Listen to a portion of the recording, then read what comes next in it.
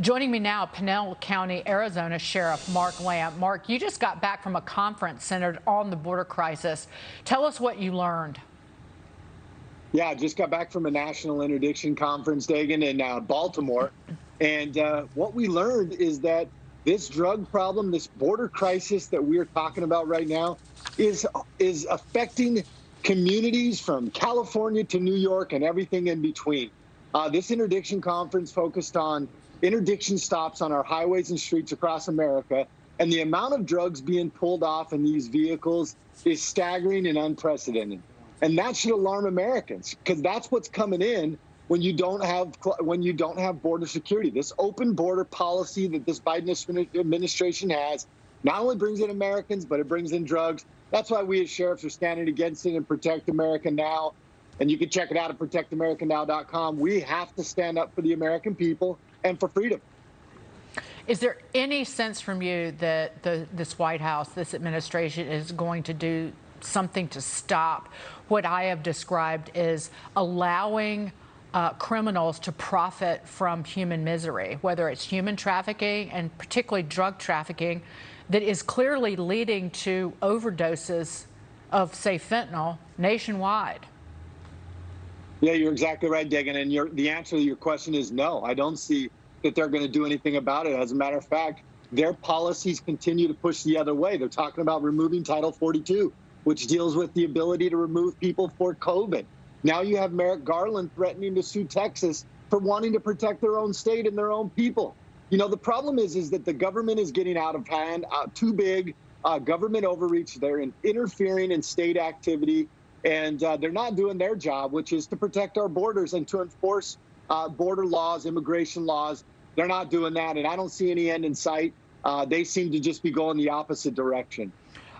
Based on the interdiction conference you went to, what are sheriffs, particularly in border communities and in border states, going to do to try and cope with this surge in illegal migrants?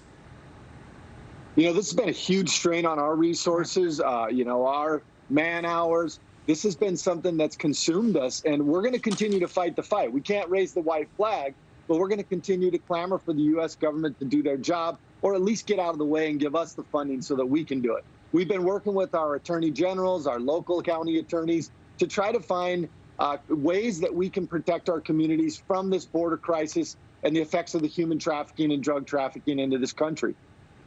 The White House Deputy Press Secretary yesterday giving essentially a non-answer when asked why migrants are allowed to cross the border freely while Americans are being clamped down upon, particularly because of COVID-19. Listen to this. Why is it that the federal government is asking vaccinated Americans to wear masks to stop the spread of COVID-19, but at the same time, federal agents are also releasing COVID-19 positive border crossers into small towns in Texas? CBP takes its responsibility to prevent the spread of communicable diseases very, very seriously. We value our partners in local communities whose work is critical to moving individuals safely out of custody and through the appropriate immigration pathway, and assist in mitigating COVID-19 and isolating quarantine when needed. Mark, your reaction to that response? This has been the administration of hypocrisy. They continue to be hypocrites in everything that they do. And this is not about COVID to them. This is about control. And they're using COVID as a measure to control the American people. The border issue is the perfect example and should clarify it for the American people that they care about restricting your movement as Americans and your freedoms. And they're going to do it with border security because they don't care about COVID on that end. They're allowing it to come in, and that should be alarming to all Americans. It is to us as sheriff. Are the local residents seeing this firsthand? Like they know they see the impact. In what ways? Well, we see it. We've had pursuits in our neighborhoods, people's vehicles being broken into, houses being broken into, people losing children to the effects of dangerous drugs like fentanyl and methamphetamines across this country. I mean, this is killing American communities, literally killing American communities. Now you want to talk about if COVID is such a serious issue, if you believe it's so serious, now that you're allowing it to come in, you have unfettered borders on the south end, and you're allowing that to come into the communities. I just don't see that they care about American people, and it's a shame. And I would hope that they would reverse their ways and start to make policies that are going to benefit the American people.